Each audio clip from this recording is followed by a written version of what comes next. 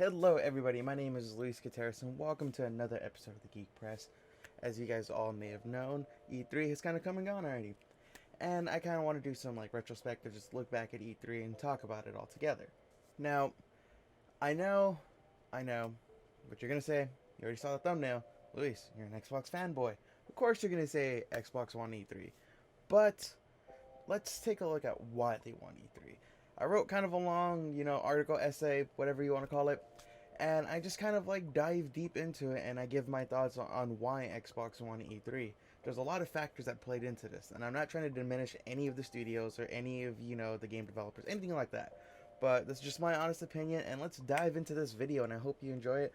And before this video gets started, please like, subscribe, and share, and do all that good stuff, because it really helps us out. We hit 30 subs, and I'm really happy about that. Let's try to get to 50, 20 more subs. I think we could do it. But let's start up the video. Now that E3 has come and gone, let's take a moment to look back on it and see everything that was presented to us. Before we go any further, I just want to note, by all accounts, you can call me an Xbox fanboy, because I really only game on my Xbox. But I still appreciate what other platforms have to offer, such as Nintendo, VR, PC, and PlayStation, even though I don't own a PlayStation. I think it's fair to say, by all accounts, Xbox had won E3. They came out swinging with the most games and had the most diversity than any other studio. But let's break down why they won.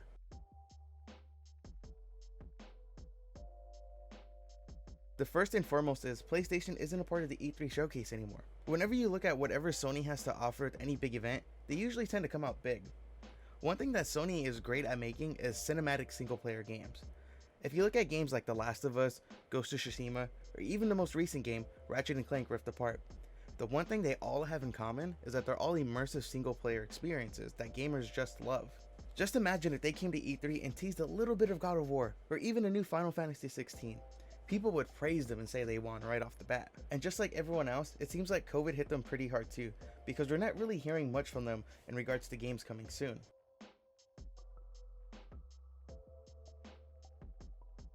But as for E3 itself, it was kind of lackluster.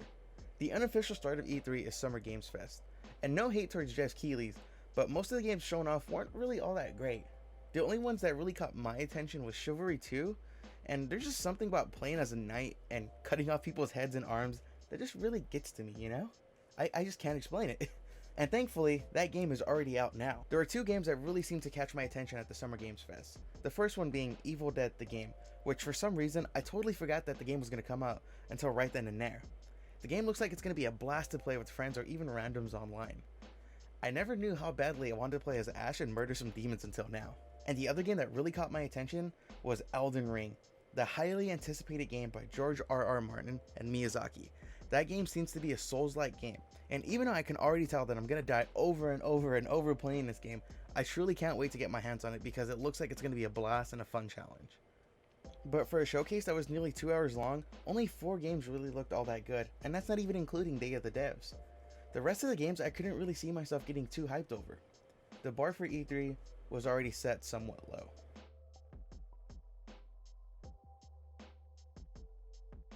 Up next we had Ubisoft. I'm putting it kindly, it was kind of bad. But let's focus on the good things they did show off, the first being Rainbow Six Extraction. The game they've been teasing for God knows how long, and we finally got to see some gameplay for it, and it looks like fun. But my biggest fear is that it's going to turn into a Metal Gear Survive, because at face value, the game looks like a modded version of Siege. But who knows, I could be completely wrong and the game will kill it.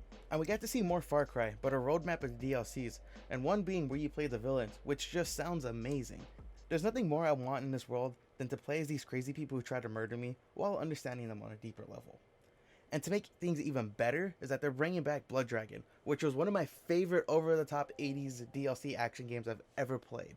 It was such a fun game from start to blast, and I can't wait to get my hands on Far Cry Blood Dragon. But even though I'm praising this event, there were only 2 games that were worth mentioning. For the most part, it felt like a wasted hour, and a lot of it could have been summed up in a blog post or a trailer, which didn't really raise the hype or do too much to get people excited.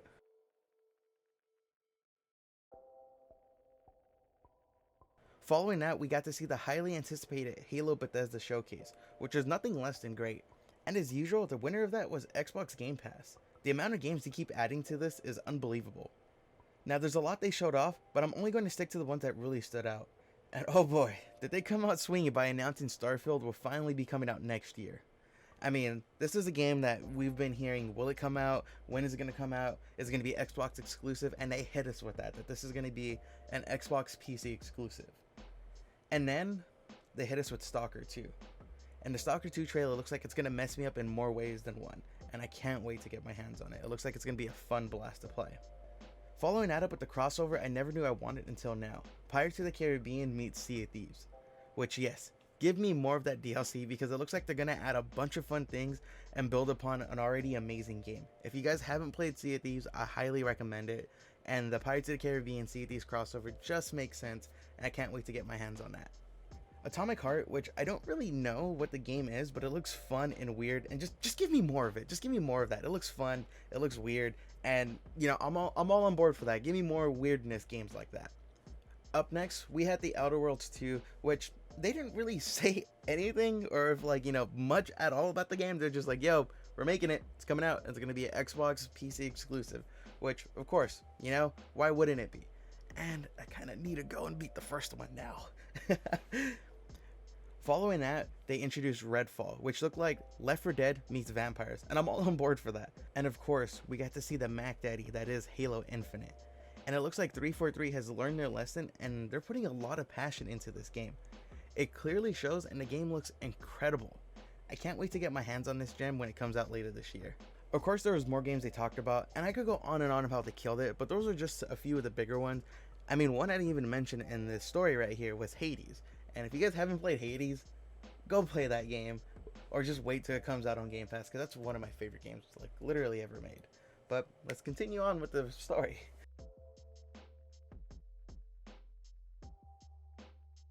Following Xbox, we had Square Enix, and they really only showed off 2 games worth mentioning, and the first one being the new Final Fantasy game, which seems to be the joke of the internet right now, but me personally, I think it looks pretty good. And up next, we had Marvel's Guardians of the Galaxy, which seems to be a whole nother game from Marvel's Avengers, and it's going to be a single player choice based game, which actually looks kind of fun. But I hate to be that guy, but I just can't get over the way they look. I don't like how Star-Lord looks. But you know what, that's a really minor complaint, and the big thing of it, one of my biggest fears about Marvel's Guardians of the Galaxy is that I feel like the combat will get a little repetitive and a little boring playing a Star-Lord. But who knows? I could be wrong. The game comes out later this year, and the combat could just be dumb fun. But who knows? At the Square Enix showcase, these 2 games, which in theory could sell numbers if they're as good as they look. But again, out of roughly an hour, they only really had 2 games that were worth mentioning. I won't even really go into detail with Capcom because I really feel like they dropped the ball this time around. What they showed off could have been put out in a press release or just a trailer. It was really pointless in my opinion.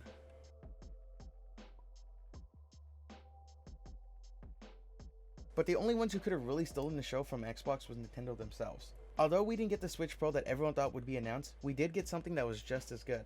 That being the Breath of the Wild 2, which looks like it's going to be nothing less than amazing. I mean, what more could you really ask of Nintendo? And on top of that, they're adding a new Smash character per usual. And finally, we're getting a Metroid game for the Switch that we've been asking for years and years.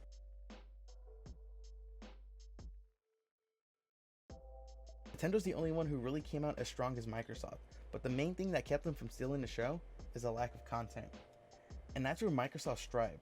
They had a little bit of everything for everyone. It goes without saying because the future of Xbox is looking really bright. And as someone who only games on Xbox, I'm really excited to get my hands on all of these games and play them day one on Game Pass. And this is why I think Xbox really won E3, just because, you know, out of everyone that showed up, they were the only ones who really came out strong and consistent. They had a little bit of everything for everyone, and out of like all of the other studios, all the other devs, like E3 as a whole was kind of meh, you know? Some of my friends who mainly play on PlayStation, they didn't really care too much for the Xbox showcase. They said it wasn't really for them, and you know, if that's the case, then you know, it's not for you. What more can I say? But it's kind of a bummer to say that E3 as a whole was kind of mid, just because E3 is a game, well, not a game, is an event that I look forward to every year, and I completely understand why the E3 showcase was as kind of lackluster as it was, just because everyone was hurt by COVID. You know, everyone's working from home, but hopefully things are looking bright. Things are looking really bright, and maybe 2022, 2023, it's gonna come out booming, and we're gonna get tons of great shit. But my name's Luis Gutierrez. If you guys can please like and subscribe, And it really mean a lot, you know, to really help our channel grow. We're trying to get to 50 subs. We got to 30, and I'm super excited about that. And if you guys need anyone to ever talk to, literally for whatever reason, big or small, feel free to reach out. We have a Discord, and you can talk to any one of us. And with all that being said, my name's Luis Gutierrez. Thanks for watching, and I'll see you when I see you. Take care.